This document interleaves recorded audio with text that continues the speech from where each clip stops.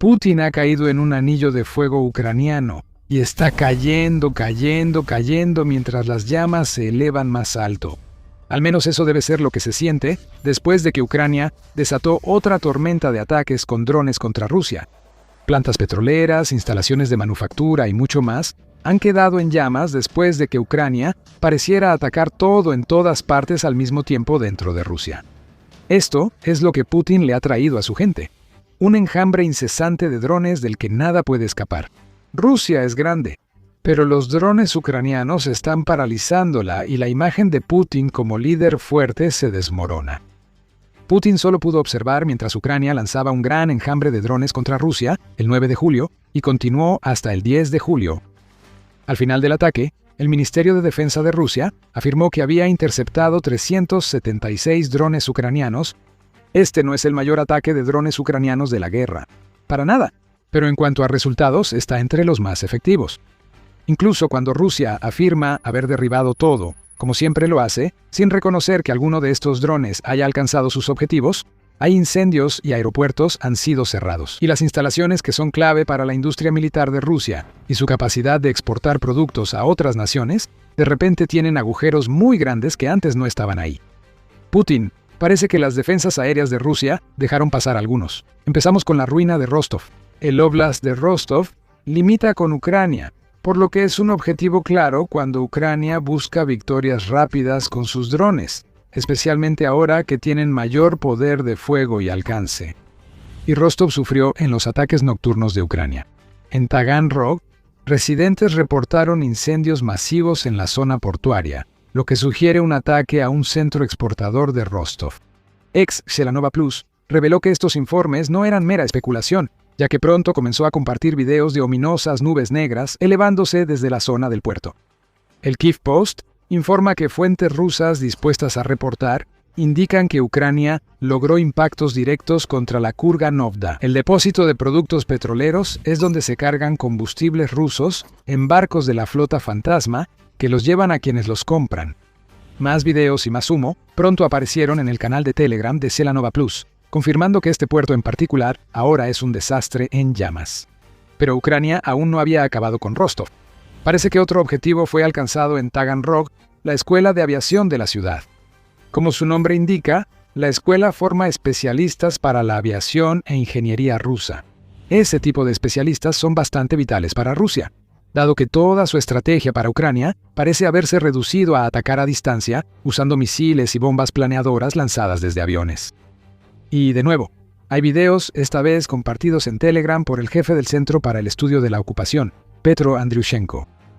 Los residentes de Rostov pensaron que esos dos objetivos alcanzados por drones ucranianos serían los únicos. Incorrecto. Ucrania aún no había terminado con Rostov. Este oblast es particularmente importante para Rusia, no solo porque su ubicación en la frontera la convierte en una plataforma útil para lanzar ataques, sino porque sus puertos le dan a Rusia acceso al mar de Azov. Eso implica que Rostov es clave para Putin al tratar de mantener el control sobre Crimea ocupada. Y la serie de ataques de Ucrania acaba de asestar otro golpe que aísla aún más a una península que ya está en serios problemas después de meses de brillantes ataques ucranianos de alcance medio. Los ataques ucranianos fueron tantos que el gobernador del Oblast de Rostov, Yuri Slesyar, entró en pánico. Actualmente se está llevando a cabo un ataque aéreo en la región de Rostov. Durante el esfuerzo por repeler el ataque, aproximadamente 35 vehículos aéreos no tripulados fueron destruidos sobre las ciudades de Taganrog y Azov, así como en los distritos de Azovsky y Matveyevka-Kaganovsky. Ha habido consecuencias en tierra, afirmó el gobernador. Suponemos que consecuencias en tierra significa nuestras defensas aéreas dejaron pasar muchos drones. Para Rusia, nuestras defensas aéreas fueron tan efectivas que derribaron todo, y coincidió que los escombros cayeron en los objetivos exactos que Ucrania quería alcanzar. Además de los dos mencionados, hubo más objetivos. Slesyar reporta ataques en la aldea Kaganik, donde drones ucranianos impactaron un edificio administrativo y causaron un incendio sin víctimas. En Azov, un ataque con drones de Ucrania causó grandes incendios en 2 depósitos de petróleo. Esos incendios debieron ser grandes, ya que Rusia no suele admitir ataques de drones ucranianos. Que el gobernador de Rostov informe esto indica que las llamas eran demasiado intensas para ocultarlas. Evitó identificar las instalaciones petroleras atacadas por Ucrania, pero no necesitamos a Sleizar para eso. Excelonova Plus una vez más aporta las pruebas, ya que su combinación de imágenes y capacidades de geolocalización lo lleva a la conclusión de que Ucrania probablemente atacó el depósito de petróleo Don Terminal o la planta óptico-mecánica de Azov. Tal vez ambos.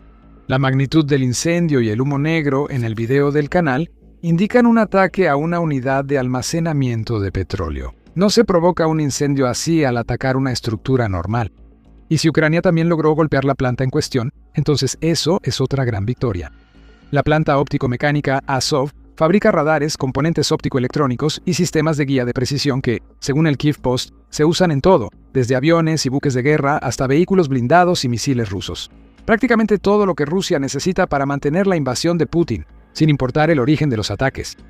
Eso representa una noche de trabajo sólida para Ucrania. Dijimos que Ucrania atacó todo en todos lados al mismo tiempo. Esto significa que no solo Rostov arde tras el ataque de drones de Ucrania. En otra región rusa, Ucrania dio en el blanco contra el tipo de objetivo que ha hecho su prioridad desde que desarrolló las capacidades de largo alcance que hacen posibles ataques como estos en primer lugar. Estamos a punto de decirte dónde atacaron los drones de Ucrania después, pero antes de hacerlo, este es tu recordatorio de que estás viendo The Military Show. Si aún no te has suscrito, ahora es el momento perfecto para tomarte un segundo y presionar el botón para que nunca te pierdas uno de nuestros videos. ¿Listo? Bien. Sigamos con el ataque paralizante en Krasnodar. En su informe sobre la intensa noche de ataques de Ucrania, el Kyiv Independent reveló que los drones ucranianos volvieron a atacar la refinería Ilsky en Krasnodar. Ubicada a unos 500 kilómetros del territorio controlado por Ucrania, esa refinería no es ajena a los drones ucranianos. De hecho, los drones se han vuelto visitantes habituales.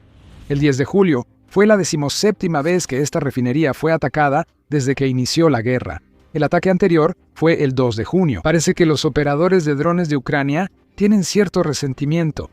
Sin embargo, lo que realmente está sucediendo aquí es que Ucrania ataca repetidamente una refinería que es capaz de procesar hasta 6.6 millones de toneladas de combustible cada año, porque los ataques repetidos hacen imposible que Rusia ponga la refinería completamente en funcionamiento. Ni Cada vez que lo que Ucrania golpeó la última vez está a punto de ser reparado, aquí vienen de nuevo estas sanciones voladoras, listas para atacar otro objetivo.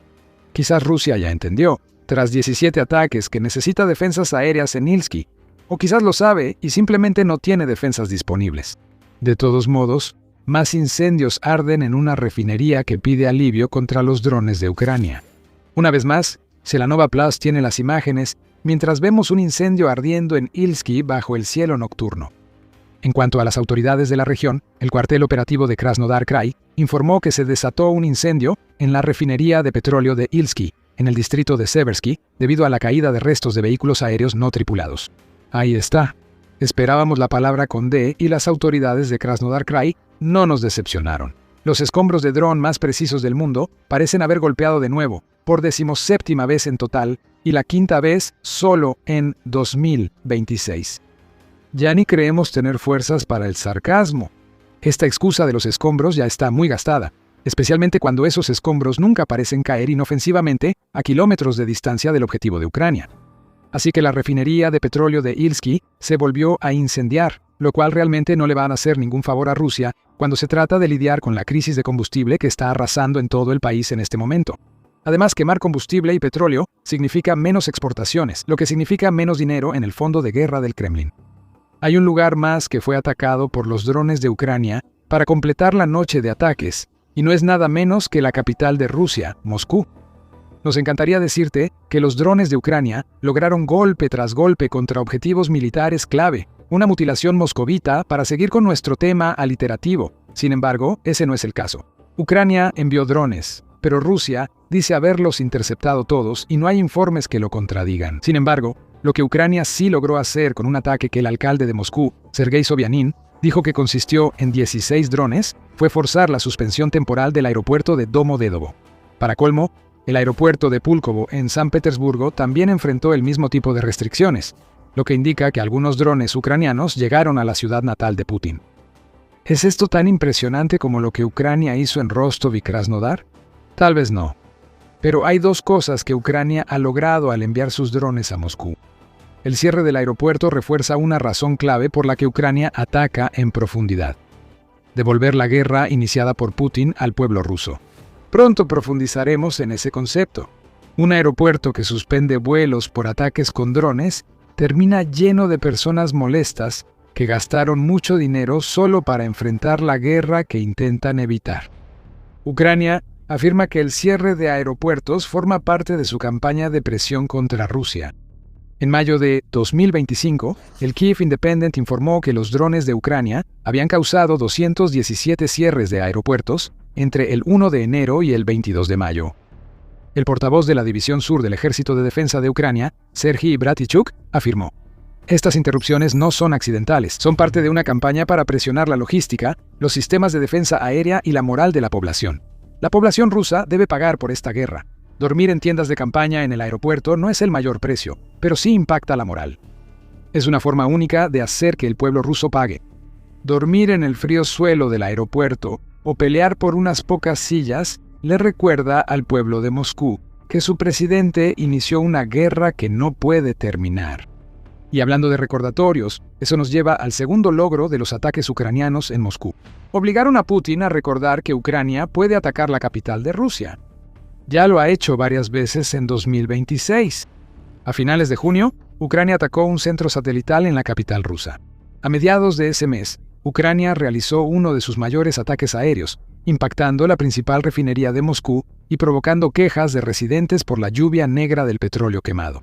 Putin ahora sabe que Ucrania posee drones capaces de llegar a Moscú y destruir infraestructuras energéticas y militares importantes. El líder ruso estará agradecido tras el ataque del 10 de julio, que solo cerró un aeropuerto, pero no debe confiarse.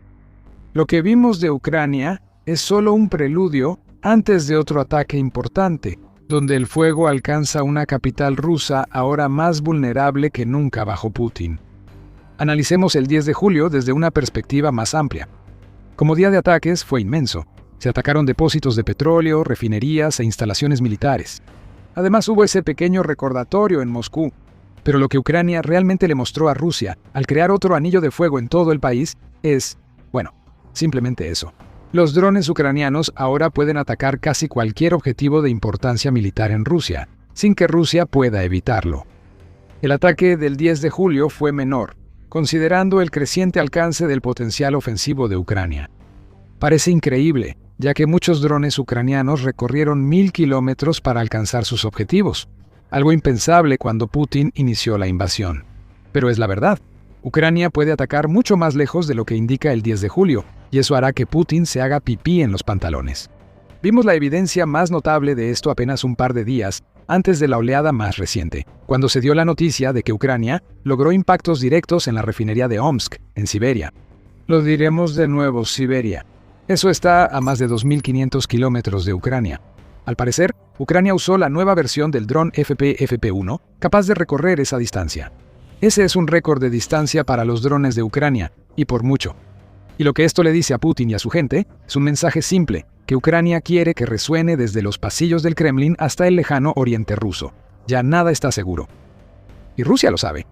Desde marzo, los funcionarios rusos han estado dando esta advertencia. Sergei Shoigu, exsecretario del Consejo de Seguridad y exministro de Defensa de Rusia, reiteró esto en una reunión en los Urales, donde mencionó los drones ucranianos de largo alcance y varios ataques de sabotaje ocurridos en esa época. Shoigu afirmó que el avance de los sistemas de armas, sobre todo los drones no tripulados, y la sofisticación de sus métodos de despliegue, hacen que ninguna región de Rusia esté segura. Al menos un funcionario ruso está dispuesto a decir la verdad. Esa verdad es que la retaguardia de Rusia ha desaparecido. Su retaguardia ahora es vulnerable, y no es solo Shoigu quien lo dice. Los blogueros militares rusos, que por mucho tiempo proclamaron la supuesta superioridad militar de Moscú y promovieron atacar sin límites a Ucrania, ahora concluyen que Ucrania lleva la delantera sobre Rusia.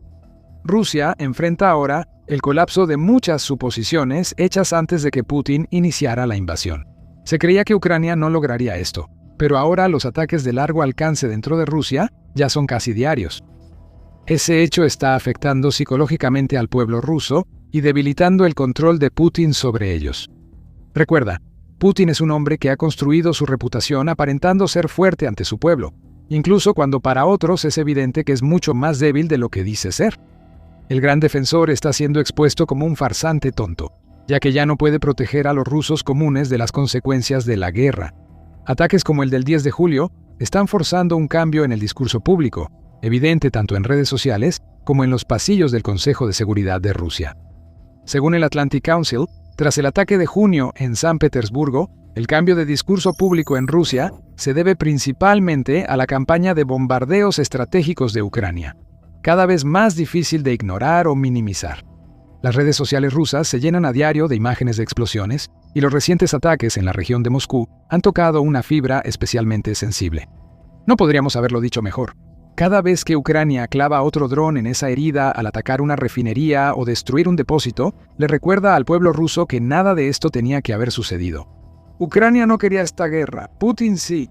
Y eso hace que Putin sea la razón por la que están sintiendo tanto dolor.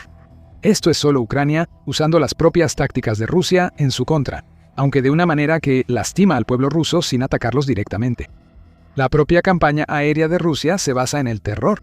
Putin disfruta tanto atacar ciudades ucranianas y matar civiles como golpear objetivos militares, ya que todo lo que Rusia hace contra Ucrania es coercitivo.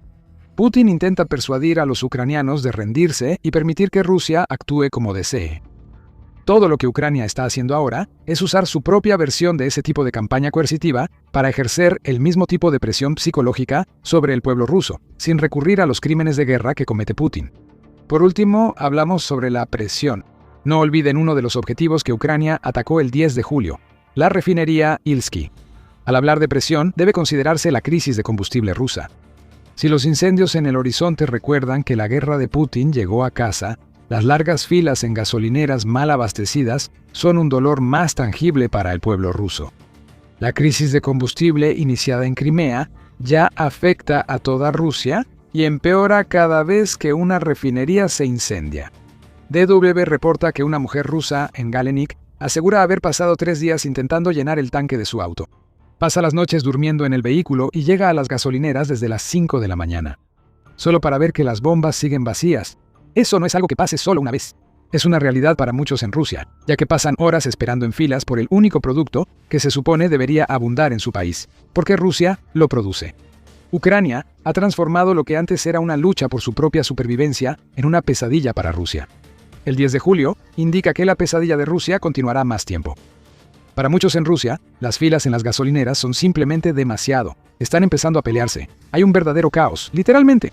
Si te preguntas qué queremos decir con ese adelanto desagradable, mira nuestro video, donde analizamos el caos en las filas de las gasolineras en toda Rusia.